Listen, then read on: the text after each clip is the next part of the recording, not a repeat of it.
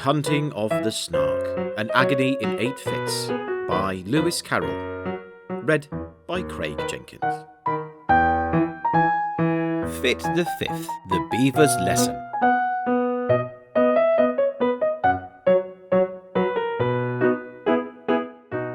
They sought it with thimbles, they sought it with care, they pursued it with forks and hope. They threatened its life with a railway share, they charmed it with smiles and soap.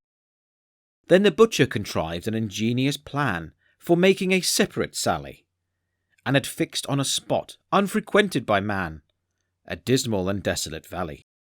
But the very same plan to the beaver occurred, it had chosen the very same place, yet neither betrayed by a sign or a word the disgust that appeared in his face.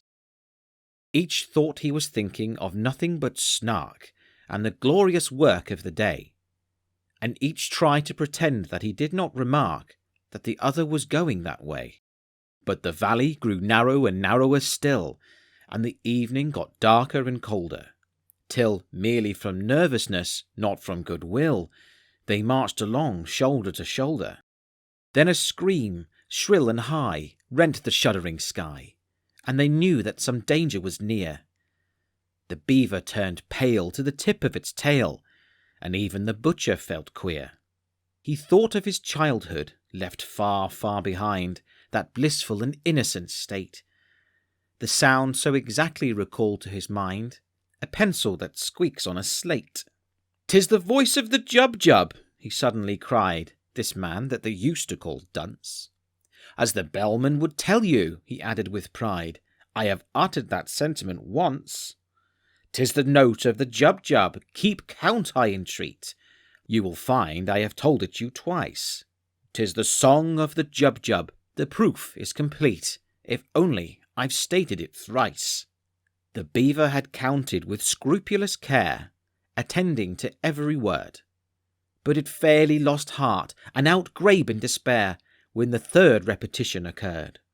It felt that in spite of all possible pains, it had somehow contrived to lose count, and the only thing now was to rack its poor brains by reckoning up the amount. 2 added to 1, if that could but be done, it said with one's fingers and thumbs, recollecting with tears how, in earlier years, it had taken no pains with its sums. "The thing can be done," said the butcher, "I think. The thing must be done, I am sure."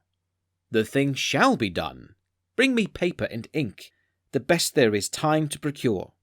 The beaver brought paper, portfolio, pens, and ink in unfailing supplies, while strange creepy creatures came out of their dens and watched them with wandering eyes.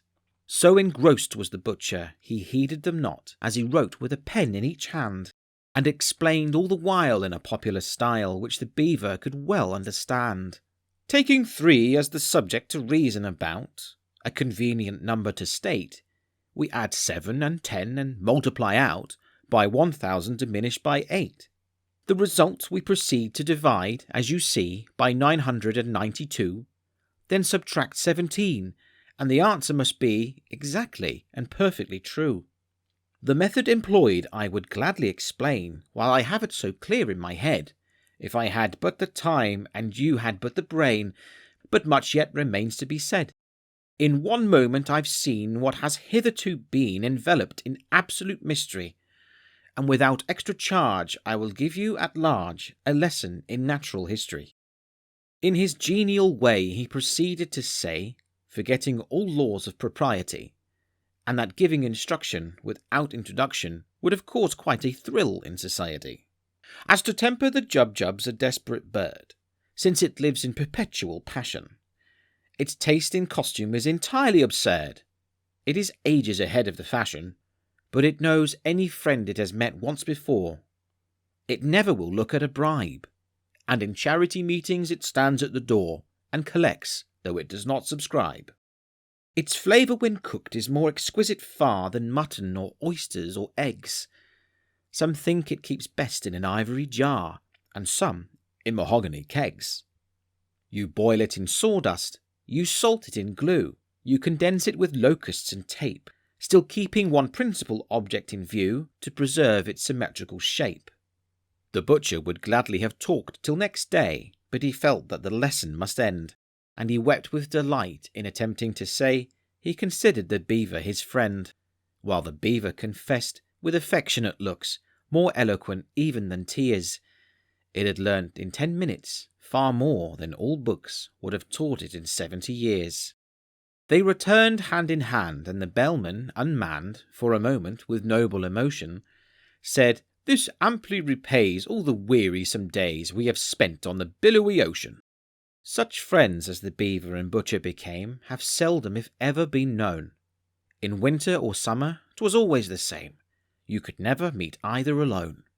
And when quarrels arose, as one frequently finds quarrels will, spite of every endeavour, the song of the Jubjub recurred to their minds, and cemented their friendship forever.